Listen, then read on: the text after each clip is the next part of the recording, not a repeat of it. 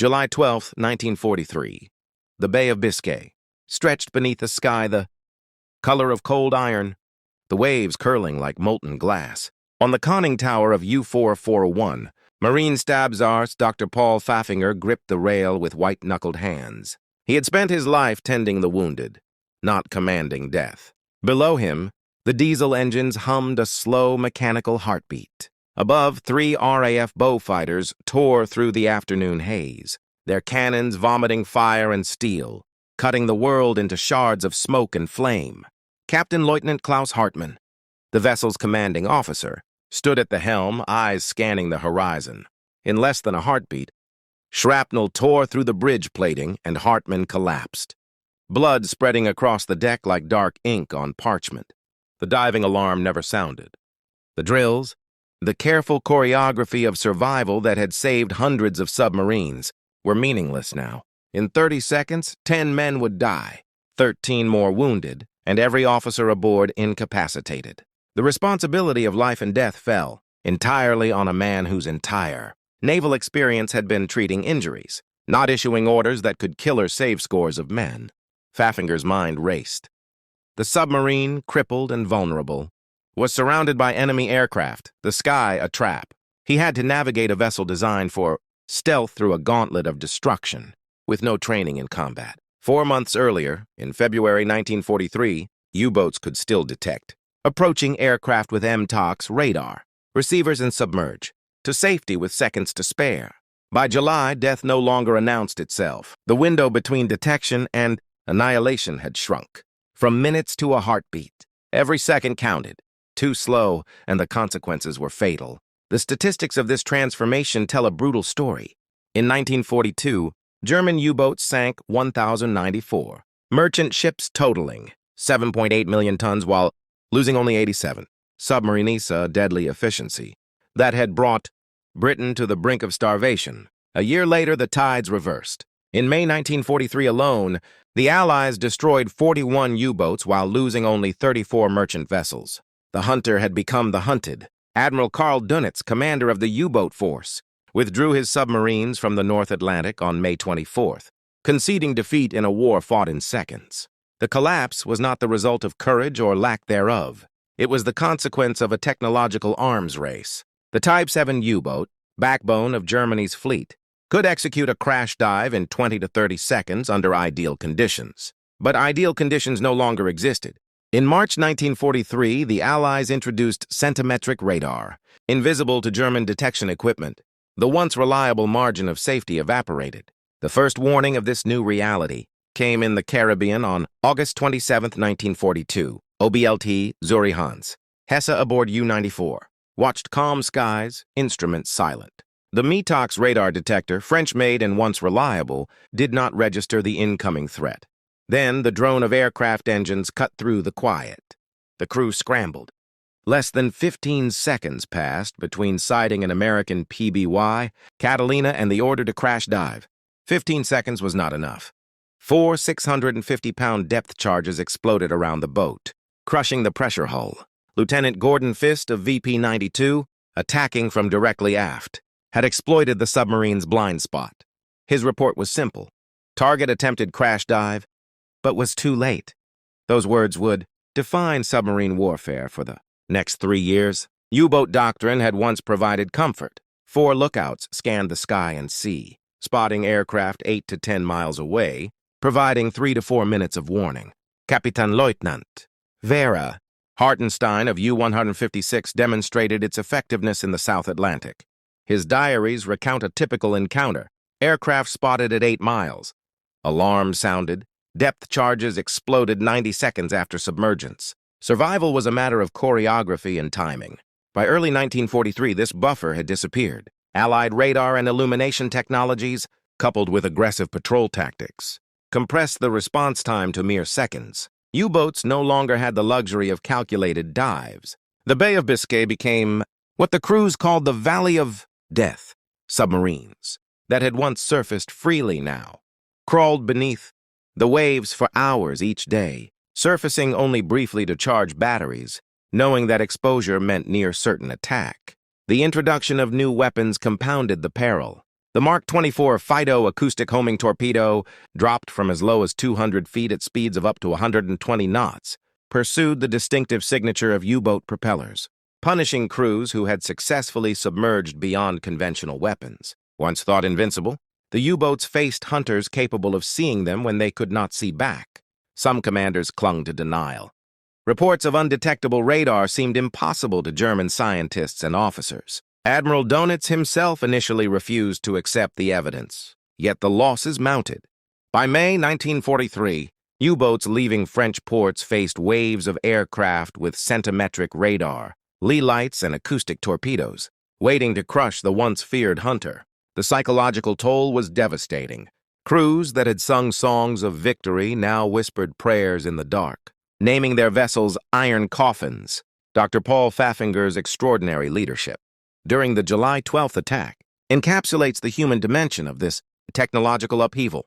For 31 hours, he navigated the shattered submarine home, saving more lives than he had in his entire medical career.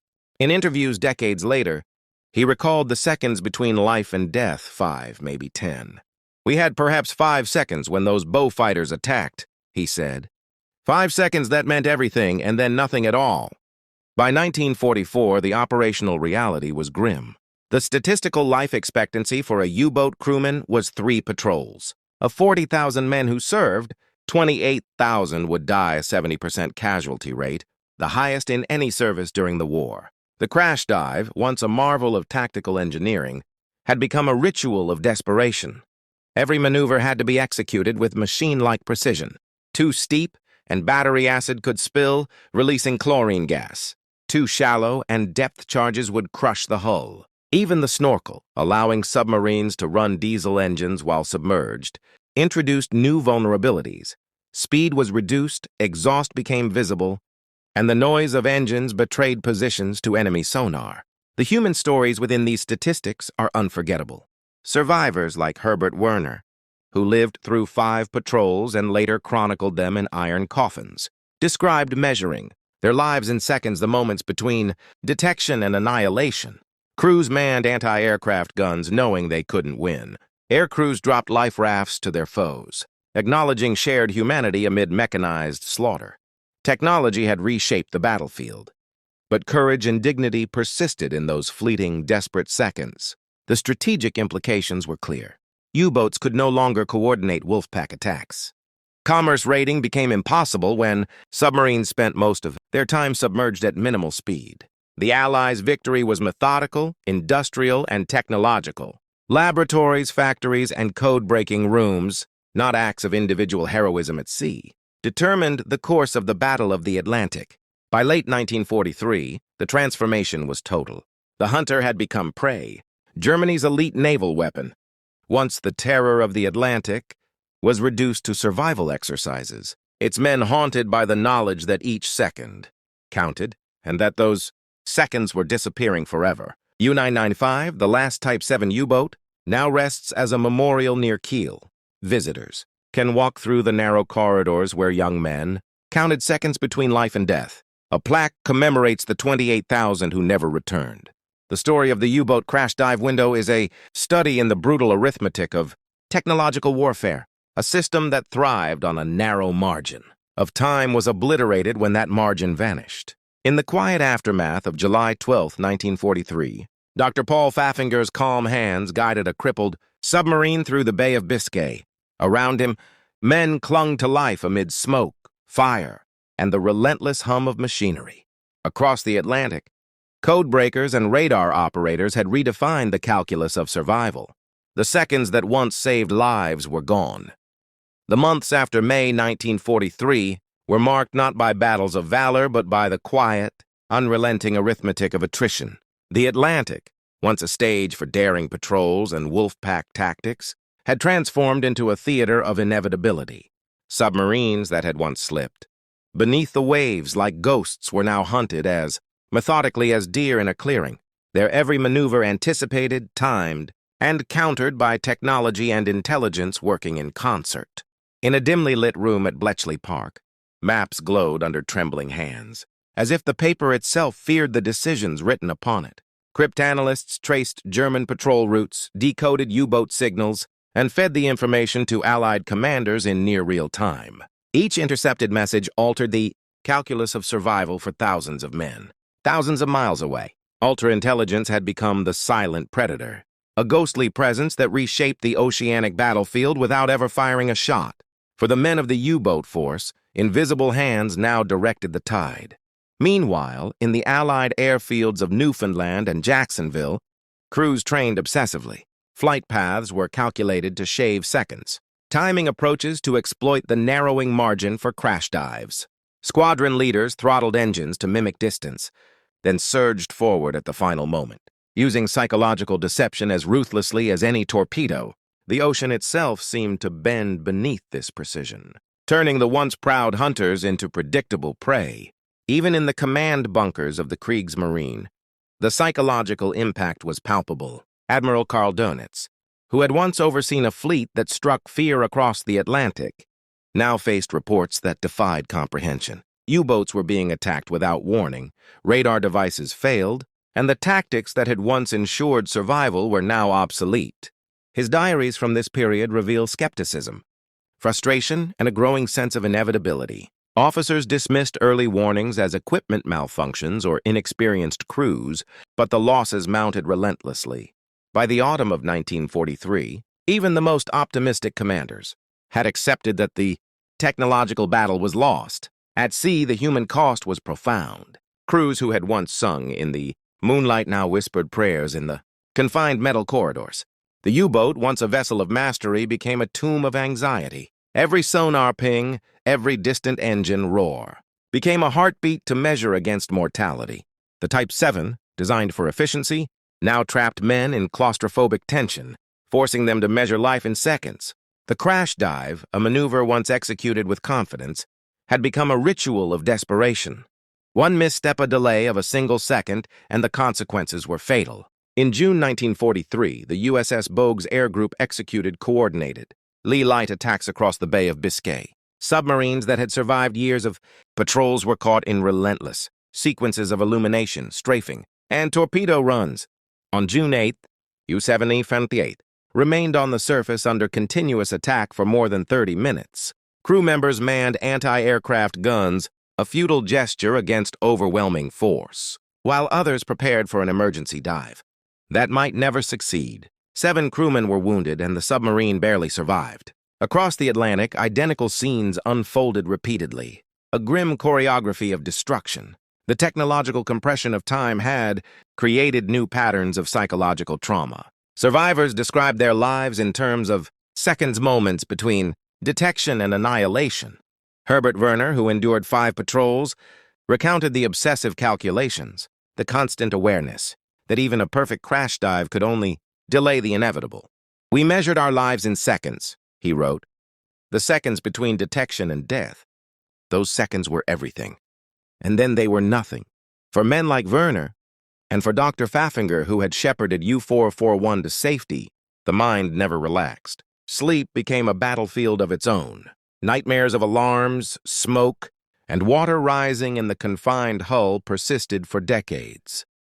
Collapse of the U-boat offensive had profound strategic consequences. Germany's ability to strangle Allied supply lines vanished almost overnight. Convoys, once vulnerable to coordinated wolfpack attacks, sailed under the protective gaze of aircraft and intelligence. The probability of successful merchant ship interception plummeted.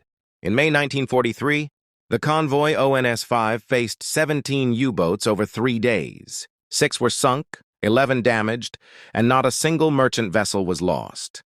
Technology had reversed the balance of power. The hunter had become prey, and the prey now controlled the ocean.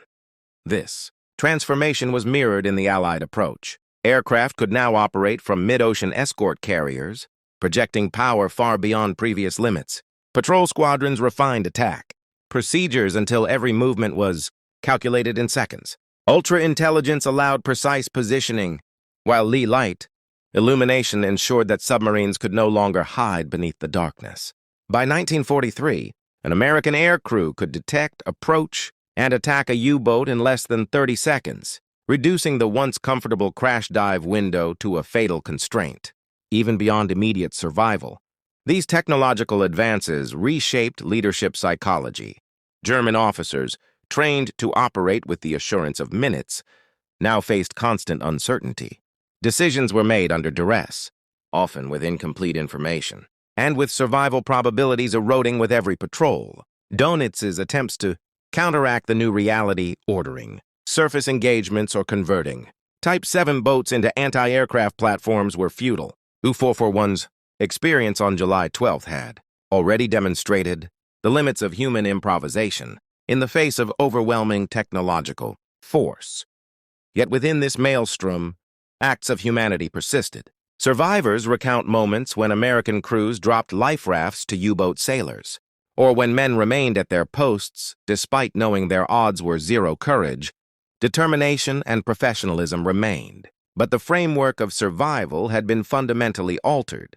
The human spirit, while resilient, was now subject to the cold calculations of radar frequencies, sonar pings, and cryptographic breakthroughs. Ultra-intelligence exemplified this shift. The initial breakthrough in June 1941, capturing the Dolphin cipher, had been temporarily disrupted by the introduction of four-rotor encryption in February 1942. The capture of code books from U-559 in October 1942, however, restored Allied decryption capabilities. These seemingly small victories had enormous consequences. U-boats intercepted while en route to patrol areas faced a 73% probability of being targeted by aircraft, compared to 21% without Ultra. Convoys were rerouted with surgical precision, and even a successful crash dive only postponed inevitable attacks. Intelligence, more than weaponry or daring, had become decisive. By late 1943, the narrative of the Atlantic War had shifted from tactical engagements to systemic domination. The statistics illustrate the transformation. In 1942, U-boat operational strength was 250 boats, sinking 194 merchant ships at a ratio of 12.6 per loss.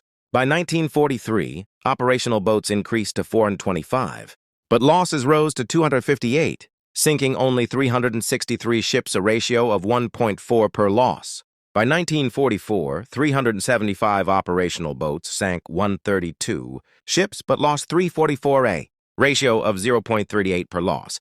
The numbers reveal not merely tactical setbacks, but the complete erosion of Germany's strategic advantage. In the minds of commanders and crews, the seconds between detection and annihilation became the defining metric of survival. A margin that had once been measured in minutes had been compressed to zero. Even innovations like the schnorkel, allowing submerged diesel operation, provided only a partial remedy. Every technological gain was met with countermeasures, every advantage neutralized.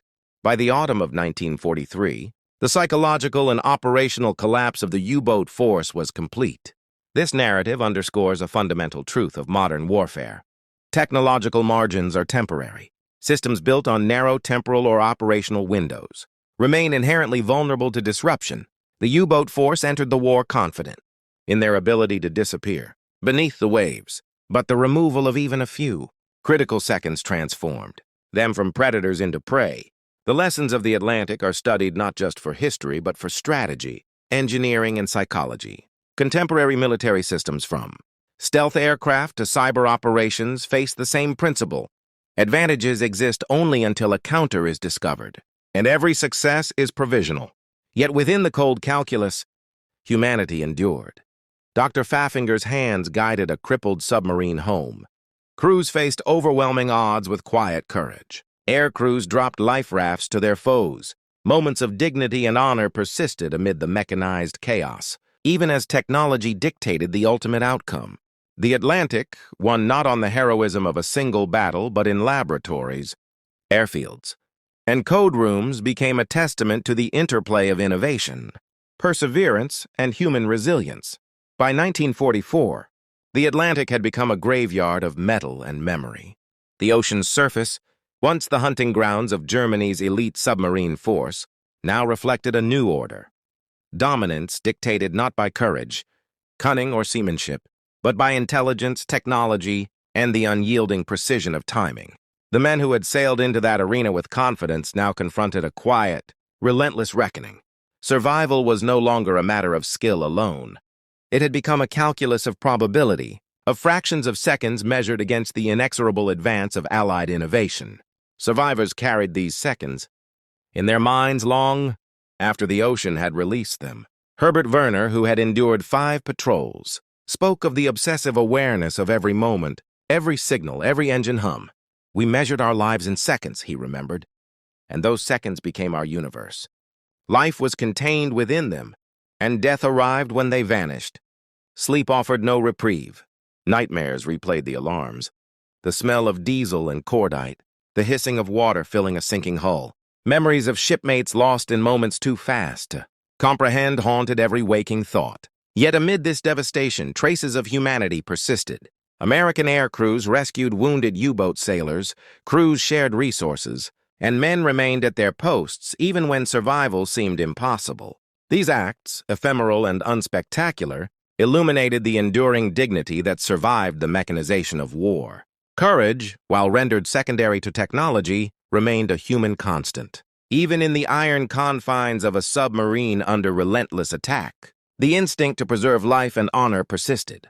The collapse of the U-boat force revealed, more than tactical failure, it exposed the profound interdependence of technology and strategy. The crash dive, once the symbol of German naval mastery, had been rendered obsolete not by poor leadership but by innovation, beyond the enemy's detection. Centimetric radar, Lee lights, acoustic torpedoes, ultra-intelligence, each element alone was formidable. But in concert, they compressed reaction windows from minutes to mere seconds. The U-boat's advantage, its ability to vanish beneath the waves, was undone almost overnight. Historians would later describe this as a paradigm shift. The Atlantic battle was won in laboratories and code rooms as much as on the high seas. British scientists developed radars that could see what the Germans could not. American engineers produced aircraft capable of swift, precise deployment. Intelligence officers decrypted communications that rendered operational secrecy meaningless. The human element grew skill. Tactical ingenuity remained vital, yet it became subordinate to the accelerating pulse of technology. For the men aboard these submarines, this shift was both immediate and personal. A Type 7, designed for optimal underwater performance, became a trap when forced to navigate compressed reaction times. Every maneuver was calculated to the second. Ballast tanks flooded in precise order. Bow planes angled with exactitude. Men raced along confined passageways with split-second timing. One delay, one miscalculation, and depth charges or torpedoes delivered fatal precision. Their lives became a series of measurements, a relentless countdown dictated by the invisible hand of Allied innovation. In parallel, Allied forces learned to exploit this new temporal battlefield with ruthless efficiency. At Naval Air Station Jacksonville, crews drilled endlessly on the synchronization of approach and weapon release. Each sortie reduced reaction time. Each simulation honed instincts, until engagements became exercises in minimizing even the smallest margin of error. The Lee light, coupled with radar, delivered an instantaneous psychological shock, forcing submarines to confront mortality with no warning. The air and sea had merged into a network of inevitability. Ultra-intelligence amplified the pressure. Cryptographic breakthroughs allowed precise anticipation of U-boat movements. Convoys were rerouted. Aircraft intercepted submarines en route. Escape was no longer a matter of strategy, but of timing, chance, and endurance. Even perfect execution of the crash dive offered only temporary reprieve.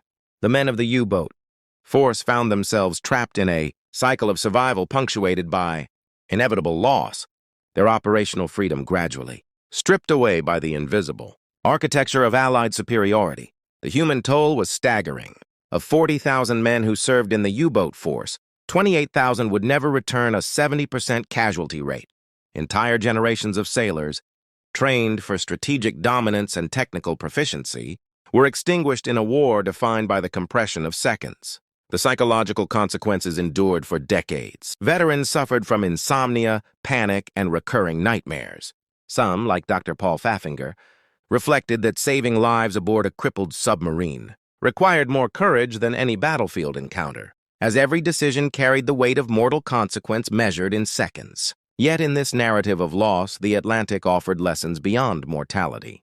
It demonstrated the fragility of technological advantage, the provisional nature of tactical superiority, and the profound interplay between human judgment and machine efficiency. Contemporary military theorists study the U-boat collapse not merely as history, but as a warning. Systems dependent on narrow time margins remain inherently vulnerable. Stealth aircraft, cyber operations, and modern submarines face the same. Calculus yesterday's advantage can become today's fatal vulnerability. Even now, the legacy of the Type 7 survives in steel and memory. U-995 rests at the Labo Naval Memorial, its conning tower and cramped compartments preserved for visitors. Plaques commemorate the 28,000 men lost at sea. But within those narrow corridors, the human story remains vivid. The tension, the courage, the dread, and the fleeting hope that defined life aboard a vessel reduced to seconds of survival. Walking through its hatches, one can almost hear the echoes of alarms, the clatter of feet racing for diving stations, the hiss of ballast tanks filling, and the silent calculus of men confronting mortality in a relentless, unfeeling ocean. The narrative of the U-boat force underscores a fundamental truth. Technology shapes warfare, but humanity defines it. The Atlantic was conquered not merely by aircraft, radar, or code-breaking, but by the discipline, adaptability, and courage of men navigating a transformed battlefield. Survival was measured in seconds, victory in coordination, and history in the capacity to adapt faster than the enemy. By war's end, the elite hunters, who had once prowled the Atlantic, had become a cautionary tale of technological disruption, human resilience, and strategic evolution. The U-boat's collapse illuminates the profound interdependence of innovation and human courage, and the enduring lesson that no advantage, however precise, is permanent. Technology can compress time, anticipate moves, and dictate outcomes, but it cannot erase the human will to endure. The Atlantic, vast and indifferent, retains the memory of this struggle in wrecks, memorials, and the collective consciousness of nations. Its lessons resonate beyond history. Every technological margin is temporary, every tactical advantage provisional, and every measure of survival ultimately a balance between human ingenuity and the relentless march of innovation. For those who count lives in seconds, who have seen the margin vanish beneath the waves, the story is eternal. In war, as in life, the seconds you trust today may not save you tomorrow, and yet even in the shadow of inevitability, the human spirit persists. Courage, honor, and resilience remain the constants. The Atlantic story is one of technology and loss, but also of the unyielding humanity that endures amid mechanized precision. Those who survived, those who fell, and those who bore witness offer a testament that amidst the compression of seconds, the essence of valor endures.